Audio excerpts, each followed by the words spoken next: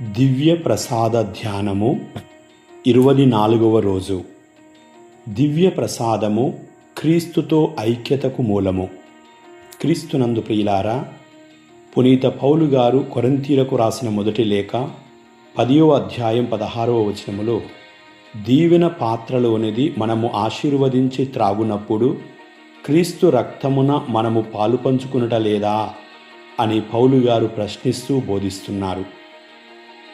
యోహాను సువార్త 15వ అధ్యాయం 5వ వచనములో, నేను ద్రాక్షావల్లిని, మీరు కొమ్మలు, ఎవడు నాయందు ఉండునో నేను ఎవనియందు ఉందునో అతడు అధికముగా ఫలించును, ఏలయనా నేను లేక మీరు ఏమీయూ చేయజాలరు అని ప్రభువు గొప్ప ఆధ్యాత్మిక ఐక్యతా సందేశాన్ని మనకు బోధిస్తున్నారు. ప్రియులారా, దివ్య ప్రసాదము ద్వారా మనం యేసుక్రీస్తుతో అత్యంత లోతైన ఐక్యతను పొందుతాము. క్రైస్తవ జీవితానికి గొప్ప రహస్యం ఏమిటంటే, క్రీస్తు మనలో నివసించడం, మనం క్రీస్తులో జీవించడం.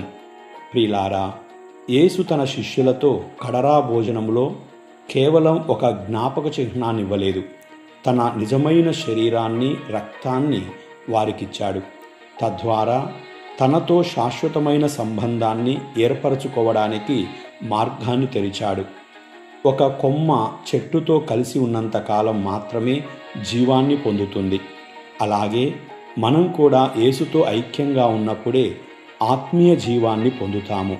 ప్రియులారా, దివ్య ప్రసాదము మనల్ని క్రీస్తుతో కలిపే గొప్ప వరం. క్రీస్తుతో ఐక్యత కలిగిన వ్యక్తిలో ఎలాంటి మార్పులుంటాయి?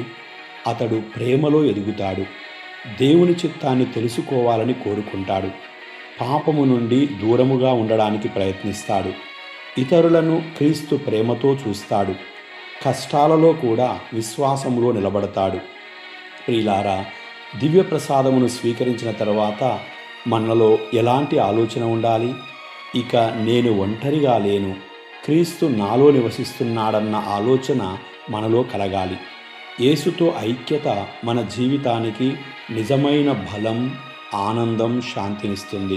ప్రియులారా, దివ్య ప్రసాదము క్రీస్తుతో ఐక్యతకు మూలముగా ధ్యానిస్తూ ఉన్నాము. దివ్య ప్రసాదము మనలను క్రీస్తుతో అత్యంత సన్నిహితమైన ఐక్యతలోనికి నడిపించే మహత్తరమైన వరము.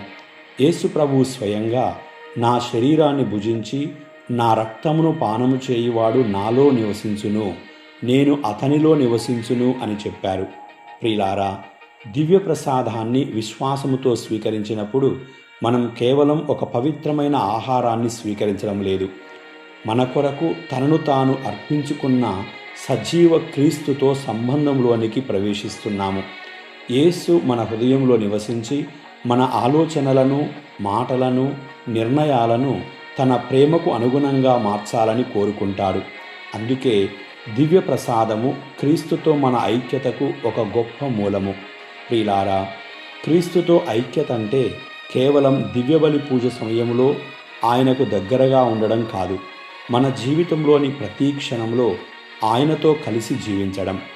దివ్య ప్రసాదంలో యేసును స్వీకరించిన మనం ఆయన ప్రేమను మన కుటుంబములో, సమాజంలో, సేవలో ప్రతిబింబించాలి.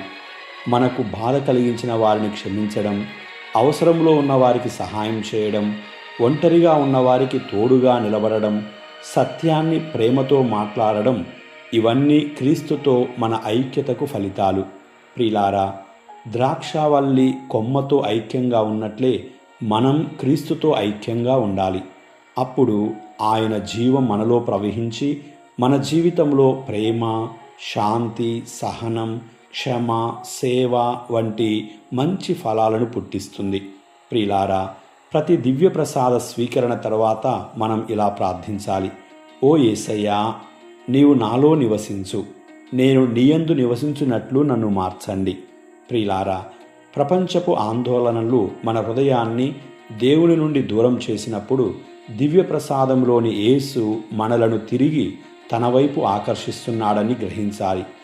ఆయనతో ఐక్యత పెరిగే కొద్దీ మనలోని స్వార్థం తగ్గి ప్రేమ పెరుగుతుంది, మనలోని భయం తగ్గి విశ్వాసం పెరుగుతుంది, మనలోని అసంతృప్తి తగ్గి శాంతి పెరుగుతుంది.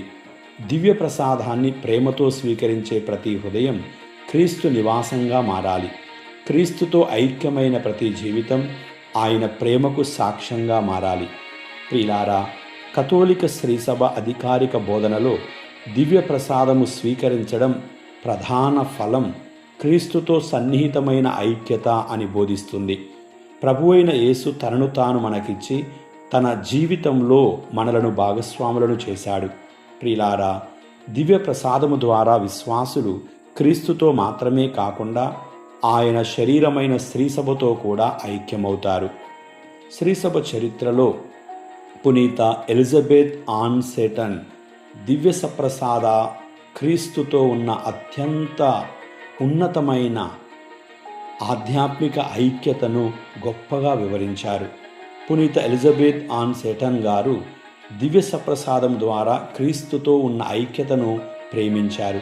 జీవితంలో అనేక కష్టాలు, నష్టాలు ఎదురైనా యేసు సన్నిధి మనకు బలమని విశ్వసించారు. దివ్యప్రసాద ప్రభువుతో ఉన్న సంబంధం ఆమెను సేవా జీవితానికి, పేదల పట్ల ప్రేమకు నడిపించింది. ఆమె జీవితం మనకేం నేర్పిస్తుంది? ఐక్యతతో క్రీస్తుతో ఐక్యమైన హృదయం క్రీస్తు ప్రేమను ప్రపంచానికి పంచుతుంది.